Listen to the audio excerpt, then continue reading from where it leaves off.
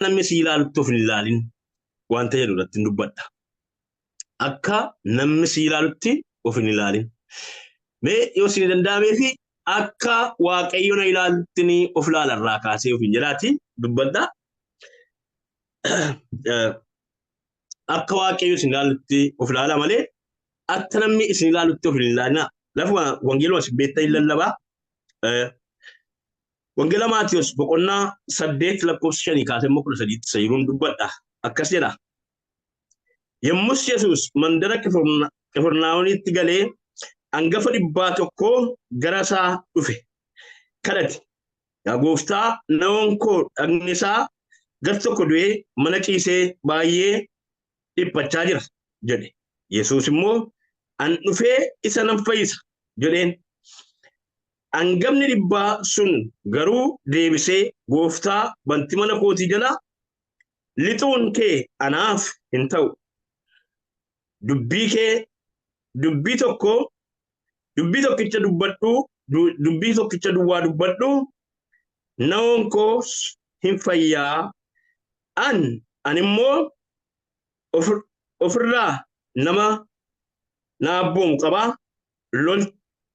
Loltuus of jalaa qabaa. Isa tokkoon dhaqi yoon jedhe hin naqa. Isa kaanis kottu yoon jedhe hin dhufa. Nawoo kootiin kana yoo raawwadhu yoon jedhe in raawwataa jedhe. Yesuus kana yommuu dhagee dinqifatee warra isa duukaa jiraniin, dhugumaan isiniin jedhaa, an Israa'el keessatti illee eenyu birattiyyuu amantii guddaa akkasii hin argine. Baay'een immoo ba'a biiftuu lixa isheetii dhufanii mootummaa Waaqaa keessatti Abrahaam, Isaaqiif Yaaqoob wajjin maaddiitti akka ta'an an isinittin hima. Warri ijoollee mootummaa ta'uudhaaf yaadaman garuu dukkana isaa alaatti ni darbatamu. Achitti namoonni hin boo'u, ilkaanis hin qaruu jedhe. Yesuus hangafa 100 sanaan immoo dhaqii akkuma ati amantee siif haa ta'u jedhee namoon sunis yeroo sanatti hin fayyeedha. Tariigaa yeroo baay'ee bakka kanaa wantichi waa'ee amantii ilaala, garuu animmoo waan keessaa dhoksaa sagalee Waaqayyoo keessaa yeroon qoradhu argadde baay'inni akka namni si ilaalutti of hin ilaalin isa jedhu tokko irratti dubbadhaan. Bakka kanatti maal arginaa? Namichi kun nama Roomaadha. Hangafa 100 loltuu Roomaati. Yesuus Kiristoos bara sanaa lafarra deddeemeetu wangeela lallaba, foon uffatee gara biyya lafaa dhufee jira jechuudha Yesuus. Israa'el immoo harka warra Roomaa keessatti kuftee jirti. Yookaan immoo warri Roomaa Israa'elin koloneeffatanii jiru. Namni kun Israa'eluma keessa jira. Israa'elota bitanii jiru warri Roomaa achuma jira. Garuu Yesuus Kiristoos kun dinqii inni godhu, humna inni qabu, yoo ofii isaatiin nannatee iyyuu immoo hin nagaa jechuudha. Yookaan immoo oduu Yesuus Kiristoos dhageera jechuudha akka gaariitti. Guyyaa tokko keessaatii namoon isaa kun jalaa dhukkubsate. Luqaas boqonnaa irratti jaarsolii Yihuudootaatu ergateera. Asitti garuu ofii isaatii dhaqeedha.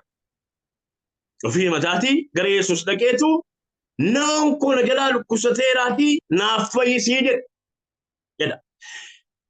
Amma asitti maal arginaa? Yihuudoonni saba kamiyyuu ta'e yooma bitamanii jiraatan iyyuu, yoo gabrummaa isaanii jala jiraatan iyyuu, yooma warri Roomaa isaan koloneeffatanii jiraatan iyyuu, Yihuudoonni yookaan Israa'elonni saba kamiin iyyuu akka xuraatti ilaala. Xurii akka inni ta'ettitu, akka saba Waaqayyoo hin taanettitu, akka Waaqayyoo saba kabiraan jaallanettitu ilaalcha akkasii namaaf qabu. Kan immoo sabni biyya lafaa irratti quunnamtii iyyuu hin beeku. Kanaafituu namichi kun maal godhee? Yesuus Kiristoos yeroo inni dhaqee namoon kun jalaa dhukkubsateera naaf fayyisi gaafa inni jedhu akkasittiin jedhe. ati gara mana koo dhufuun siif hin ta'u. Sababiin isaa Yihuudootaaf Israa'eloonniif warri Roomaa yookaan Ormoonni tokkummaa hin qabnu. Nuyi waliin nyaannee dhuguu hin dandeenyu. Nuyi iddoo tokkotti maaddii tokkotti dhiyaachuu hin dandeenyu. Nuuf isin tokko miti, isin qulqulloota, nuyi xuraa'oota. Nuyi warra tuffatamoodha, warra jibbamoodha, isin warra jaallatamoodha. Nuyi warra kakuu hin qabneedha, isin warra kakuu qabdanidha. Nuyi warra abdii hin qabneedha, isin warra abdii qabdanidha. Kanaaf iyyuu ati gara koo dhufuun siif hin ta'u. Dubartiin Samaariyaa sun akkas jette. Gaafa Yesuus Kiristoos akkasitti jedhe Yohaannis boqonnaa 4 bishaan naaf kenni gaafa inni jedhu ati nama Samaariyaa taate ati nama Yihuudii taate akkamittiin dubartii Samaariyaa tokkoon bishaan naaf kenni jettaa. Ituusa bishaan si kadhatu kana beektee tateefi ittiin jedhe Yesuus.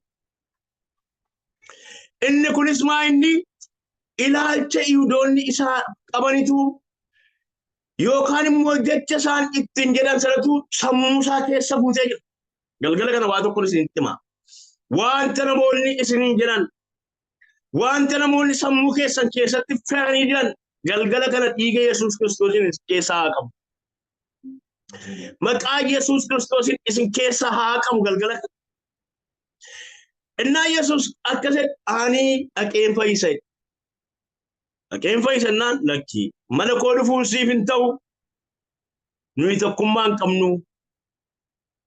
Nuyi tuffatamoodha. Nuyi gatamoodha. Nu warra jibbamoodha. Yooma sanbitaa jiraanne iyyuu, yooma isin irratti moonee jiraanne iyyuu, yooma Waaqayyo dabarsee akka keenyatti isin kenna iyyuu, nuyi tuffatamoodha. Still ammarraa iyyuu Israa'eloonni namichi tokko akkas jedha. Iddoo kamitti gaafa dhaqanii wal gahii ta'anii warra mootota gurguddaa kana wajjin iyyuu gaafa lafa wal gahiitti kaanii nuteellaa malee nu fuuldura deemtanii namaan jiru. Ammoo warraatti jechuudha. Maaliif nuyi saba Waaqayyooti nu warra fo'amuudha, nu warra qulqulluudha jedhanii of ilaalu waan ta'eef yeroo tokko namicha Saudi Arabiyaa tokko bukkeetiin ejjetaan ture. Konsiila imbaasitti mana keessan jilbeenfadheetuun kadhadhuu dhufe. Innaan maal jechaa jirtaan naanii Waaqayyoon hin kadhachaa jiraan jedheen. Innaan ati Waaqayyoon eessatti argitee Waaqayyoo si beekaa atis Waaqayyoon eessatti beektaa naan jedhe. Innaan lakki nan beekaa Waaqayyoos na beekaan jedheen. Innaan akkas jedhe. Saba biyya lafaa hundumaa garba keenyaa Rabbi nuun nu jaallatee nuun nu fo'atee nu qofa beeka malee namayyuu hin beeku Rabbiidha. Kanaafiyyuu kadhatiin goo waan ta'in naan jedhe. Lakki innoo na beekaa na jaallataan jedheen.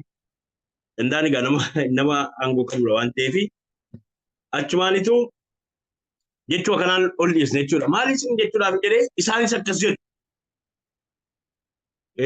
Afaan iyyuu afaan keenya beekaa gara fuulduraatti iyyuu immoo yeroo yoo malqiyaamaatti yookaan biyya lafaa baddutti iyyuu afaan keenyatti dubbatama afaan Arabaatti dubbatama waan ta'eef namni hundaayyuu afaan Arabaa bareetuu gaariidha. Achumaan maallaan jedhee mallattoo ishee ittiin sagadan sana yookaan immoo walakkaa ji'a sanatu akkasnaan jedhe. Biyyi lafaa walakkaan ishee amma kan keenyaa garuu guutummaan ishee kan keenya taatuttitu akka ji'a guutuu taatuttitu nuyi irratti hojjannaa naan jedhe. Maal isin jechuudhaaf hin jedhee namni kun bakka kanatti of tuffate. Yesuus maaliif akka dhufe Yesuus maaliif gara akka biyya lafaa akka inni dhufe hin beeku. Yesuus isa inni jedhu kana balleessuutu dhufe.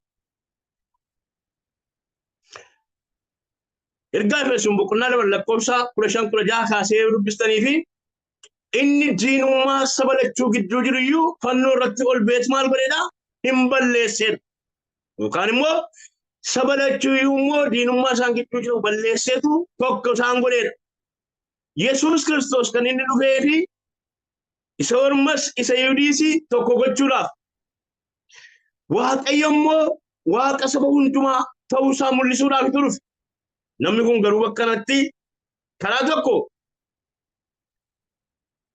cubbamaa ta'uusaa beeka. Cubbamaa ta'uusaa beekurra garuu cubbamaa ta'uusaa kan inni ittiin hubate ani qulqulluu miti jechuusaa qofatu hin taane ani nama Israa'el miti, ani nama Yihuudii dhugaa miti. Kanaafiyyuu immoo anaaf hin malu ati gara koo dhufuuni nuyi tokkummaa walitti hin qabnu, waliin hin nyaannu, waliin hin dhunnu, waliin hin jiraannu. Qodaa tokko keessaa nu maaddii tokkorraa nyaachuu hin dandeenyu. Na Yesuus Kiristoos hin dhaggeeffate namichi. Gaafa dhaggeeffatu asitti hin dhaggeeffate. Luqaas immoo akkana jedhutti jaarsolii Yihuudootaatu ergateedha. Isaan dhaqanii maal jedhanii namni kun nama qajeelaa, nama saba keenya jaallatu, nama mana qulqullummaa iddoo sagadaa nuuf ijaarsisu kana si biraa argachuun hin ta'aaf jedhan. Nama waan qajeelaa hojjetu, nama waan gaarii hojjetu, nama saba keenya jaallatu, nama iddoo sagadaa nuuf ijaaru ragatti ta'eefi namni kun kana si bukkeetti argachuun hin ta'aaf jedhan. Garuu waan isin ajaa'ibutti isaan immoo Yesuusin hin mormu, Yesuusin hin jibbuuf, Yesuusin ari'achaa jiru. Garuu immoo wanta inni godhu afaan isaanii yoo hin dubbanne iyyuu immoo garaa isaanii keessatti immoo wanti Yesuus hojjetu, wanta inni raawwatu, dinqiin hojjetu, dubbiin dubbatu immoo akka dinqanii muka nyaattee fixxu garaa isaanii nyaatee fixeedha. Malee jaallatanii miidhamu. Garuu gaafa namichi isaan ergatu namni kun nama qajeelaadha, namni kun nama qulqulluudha, namni kun nama saba keenya jaallatuudha, namni kun nama mana qulqullummaa nuuf ijaaruudha. Kanaafiyyuu kana si biraa argachuun hin ta'aafi ittiin jedhan. Yesuus yeroo kanatti namicha sanaanii ani nan dhufaa ennaan hin dhufinatti gara mana koo. Tokkoffaa of tuffateera, ilaalcha hin taane ofiif godhateera. Yesuus maaliif akka dhufe, akeeka maaliif akka dhufe, ammam nama akka jaallatu, ammam ilmaan namootaa fayyisuuf akka dhufe hin hubanne. Har'ayyuu baay'een keenya waaqayyoomti kun na jaallataa jenna yeroo tokko haala keenya irratti hundoofne rakkina qabnu ilaallee maaliif kun ta'e aniyyuu nan jedha kanaaf sila isinii jedhee aniyyuu amma sagalee kana waaqayyoo kan dubbadhuufitu akkuma obboleettiin koo meettiin sagalee natti ergitanii sagaleen kun dhufeematu utaalee laphee koo keessa seeni. Garuu immoo of hin ilaalle mucaa kun ilaalle ani waaqayyoon nama na dhuguma isiniin jedhan baay'ee nama na waaqayyoon. Haala koo ilaalee kanarra darbee sagalee biraa lallaboo yaade. Garuu keessa kootti kana tulfaate waan ta'eef sagaleen kun nama fayyisa, sagaleen kun nama hiika, sagaleen kun nama jijjira, sagaleen kun jireenyatti nama fida waan ta'eef isa waaqayyoon keessa kaa'anii dubbachuuf. Kanaaf itumaa inni haala isaa ilaale, jireenya isaa ilaale, wanta bakkeetti ittiin jedhan immoo ilaale, isa Yihuudoonni jedhan, isa Israa'eloonni jedhan, isa waaqayyoo kanuma keenya qofa. Numaan jaallata malee saba biraa jaallatu. Nuuf waaqa malee warra kaaniif waaqa miti jedhantu jireenya isaa dhuunfatee jira. Har'a jechi namaa, arrabi namaa, sammuu keessan, qalbii keessan dhuunfatee kan jiru. Dhiiga Kiristoos Yesuusiin isin keessaa kana qabeera. Ilaalcha waaqayyoo isin ilaalu, jaalala waaqayyoo isiniif qabu. Ilaalcha waaqayyoo isin ilaaluun of ilaalaa. Akka waaqayyoo isin jaallatu beekaa waaqayyoo jaalala guddaa akka isiniif qabu hubadhaa malee jecha namaatiin lapheen keessan qabee jecha namaatiin sammuun keessan qabame abdii kutannaan hin jiraatina. Kana isinitti hima. Naan kana ta'uu isaa iyyuu hubateera. Waa'ee isaa akka ittiin dubbateera. Garuu immoo waa tokko beeka. Namni kuni aangoodhaan yookaan aboon waa hojjechuu danda'u hin beeku. Kanaafitu ofii isaatu fudhate jalqaba. An nama na abboomuun ofirraa qabaa. Yoo inni kana godhi jedhi nan godhaa, nan abboomumaa fi namoota na jala jiran immoo jiru. Loltuu gosa tokkoon akkasuma yoon jedhee hin godha, yoon jedhee hin naqa. Nama kootiin immoo yoon kana hojjedhe hin hojjeta. Yoon kana immoo hin godhin jedhee hin godhu. Kanaafiyyuu ati immoo aboo qabdaa. Maalirratti dhukkuba irratti aboo qabdaa. Qilleensa irratti aboo qabdaa. Rakkina irratti aboo qabdaa. Du'a irratti aboo qabdaa. Fayyisuu hin dandeessaa. Jiraachisuu hin dandeessaa. Abdii namaa haaressuu dandeessaa. Marra laboo seeree deemorii la'amus. Ati humna qabdati aangoo qabdati aboo qabda. Kanaafiyyuu jechuun afaan kee keessaa nama kooti fayyadu. Maqaa gooftaa Yesuus Kiristoosiin galgala kana warra jecha barbaaddaniif Waaqayyo jecha isiniif baasaa jira. Waaqayyo keessan inni si waaqessitan meerra laboos rees kaappoorii la'aboos jecha isiniif baasaa jira Waaqayyo. Aboo qabdate. Hallelujah. Yesuusin ati hin dandeessa dhaabe. Ati fayyisuu dandeessa. Ati jiraachisuu dandeessa. Ati hiikuu dandeessa. Ati dabarsuu dandeessa. Ati ceessuu dandeessa. Isa kufe kaasuu dandeessa. Jaamaa banuu dandeessa. Gooboo qajeelchuu dandeessa. Naafa diriirsuu dandeessa. Isa rabin dubbanna dubbachiisuu dandeessa. Hin dandeessa. Hallelujah. Yesus akka ni danda'u jireenya keenya keessatti amanu Yesus inni danda'a. Orma namni kun orra Waaqayyoon qabu miti namni kun garuu maal jedhee jecha qofa afaan kee keessaa baasii wanta ati jettu hin taate. Hallelujah. Gooftaa Yesuus Kiristoos wangeela Luqaas irratti ammasii dubartii waggaa 18 guutuu goobattee deemtu dhaqee qabateetu isheen kunis intala Abrahaami fayyuun hin taafne. Galgala kana waan isinitti himaa. Wanti isin goobes wanti gadi isin qabe yoo jiraate wanti isinidha yoo jiraate galgala kana ilmi Waaqayyo Yesuus Kiristoos inni isiniif fannifame, inni isiniif du'e, inni isiniif reebame, inni isiniif madaa'e galgala kana inni isinirraa kaasa. Yesuus namarraa kaasuu danda'a. Akkuma dubartittiidhaani isheen kun intala Abrahaami fayyinni hin taaf, hiikamuun hin taaf, gadi jettee deemuun hin ta'uuf, goobattee deemuun hin ta'uuf, gugguufuun hin ta'uuf birmaduu ba'ummaatu taafe. Galgala kana birmaduu ba'uutu isiniif qaba. Yesuus isa kanatti gochuu dhufe. Kanaaf Roomee boqonnaa 8 sagalee Waaqayyo maal jedha?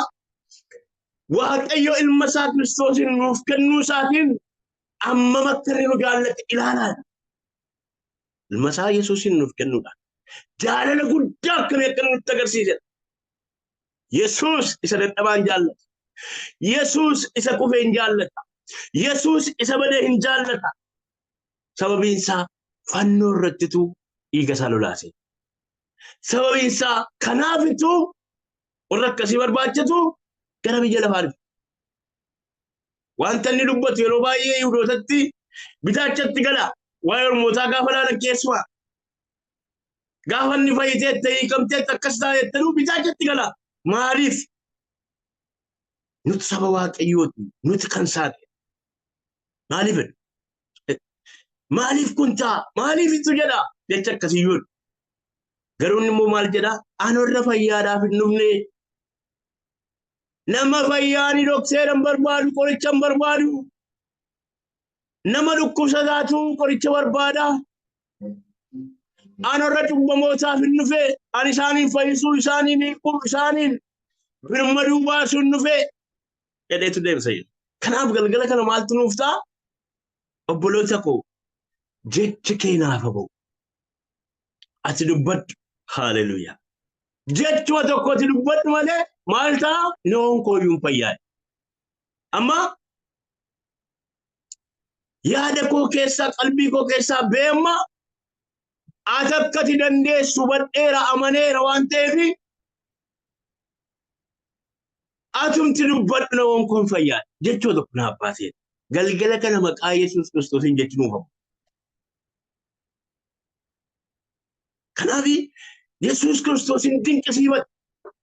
Warri kan isaatii warri Waaqayyo kan keenya, kakuun kan keenya, abdiin kan keenya, wanti hundumtuu kan keenya irraa kolfuukaa yaa'aa jiru. Duukama yaa'aa jiru. Akkuma dubartii ishee waggaa 12 guutuu Maarqos boqonnaa ishee irratti waggaa 12 guutuu dhiigi ishee lolaa mana qorichaa lafa isheen hin dandeen jiru furmaata hin dhabde abdii kutan. Dhiigi ishee najaa nama gidduu lixuun norkaadha. Luba fuulduraa wajjin norkaadha. Dhaqanii himachuun norkaadha. Dubartiin nu jirra jiraatennaan lafa lubaan naqxu. Nama gidduu sillittu qophaa teesse. Kan ishee kanaan mula jaayu. Baay'een duukaa yaa'aa jiru. Guyyaa 2, 3, 4, 5 duukaa deemanii. Baay'een keenya mana Waaqayyoo keessa teenyatu bara lakkaa'anna malee harka Waaqayyoo fayyisuu Waaqayyoo. Isheen kun garuu lattee matu anaa fi wayyaa masaa qofatu qunnaaf hin gaa'ette murteeffatte. Murtiin manaa baatee walitti waan ta'eef lattee wayyaa tutte. Fayyiteetu galte. Inni kun immoo maal jedhee jechuma tokko anaaf baasinoon kun fayyada. Malee ati gara mana koon dhufnati. Baay'een duukaa yaa'aa jiru warri kan isaatii. Ani edee gooftaa Yesuus Kiristoos galagalee Israa'el keessatti illee amantii akkasii hin argine. Ani edee isinuma gidduutti iyyuu amantii akkasii hin argine kun dinqiidhaan. Inni ormi, inni kakuu hin qabne, inni abdiin hin kennamneef, inni kakuun hin kakatamneef, inni fagoodha jedhamee yaadame wanta inni dubbatu dhagaa'e. Wanta inni dubbatu dhagaa'e. Yeroo tokko waan tokko dhugaa'umsa tokko isheetti reefuutu mootummaan dargii kufee mulu wangeeliin reefuu babal'achuu jalqabu. Innaanitu yeroo sana yaadatti yoo ta'ee fi manarraa birriin gadarcaa maal jedhama gadi ta'ee fi namni baadaa wantoota. Innaan ijoolleen dhaqanii walitti qabamu hin kadhatu. Mucaa tokkotu sigaaraa turte. Caatis hin qabu. Garuu waamanii innaanii hin dadhaqa. Innaanitu galatanii kee raajii dubbate. Ergaa dubbate. Innaan hundumti isaanii iyyuu innaanis hin kolfanis. Sababiin isaa isi qorri kaanii gaafa chiibaan dhossaniitu dhaqanii xuuxuu dhabsanii dhaqaniitu qaamu. Inni garuu gaafa gadi ba'usi bakkee keessaa ba'aa baata waan ta'eef yoo xuuxes hin xuuxaa yoo qaames hin qaamu. Waaqayyo immoo maal ilaalaa? Garaa namaatu ilaala.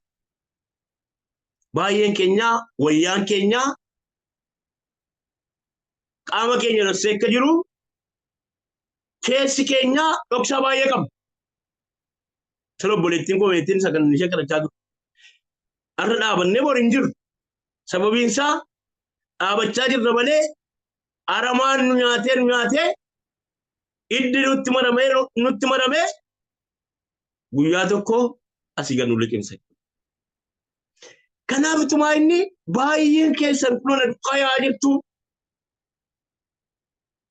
Israa'el guutummaan immoo waaqa qabnaa, kakuu qabnaa, abdii qabna jechaa jirtu, dhaadachaa jirtu. Nu ijoollee Abrahaam, nu ijoollee Yaaqoob, nu ijoollee Isaaq jechaa jirtu. Garuu immoo hin jirtanidha. Waaqayyo kana nu haa oolchu. Eenta dachaa, lallabaa dachaa, waaqeffachaa baduu Waaqayyo nama oolchu. Inni kun gadeedha. Inni waan nama sodaachisu yoo jiraate kana Waaqayyo nu haa oolchu. Edees akkas jedhe aan amantii akkasiiyyuu Israa'el keessatti hin agarree, isin gidduutti hin agarree. Yesuus dinqisiifateetu hin argine. Obboloota koo ammamitu laphee keenya keessa qabatee jira Yesuus? Ammamitu jireenya keenya keessa qabatee jira Gooftaan? Immoo akkuma Israa'elotaan Isaayaa jecha akkas jedhe yeroo tokko Waaqayyo karaa Isaayaas akkas jedhe sabni kun afaan isaatiin malee garaa sana duukaa hin jiru. Sabni kun arraba isaatiin malee laphee sana duukaa hin jiru. Akkuma jedhe Gooftaan irra kanaan maal jedhe?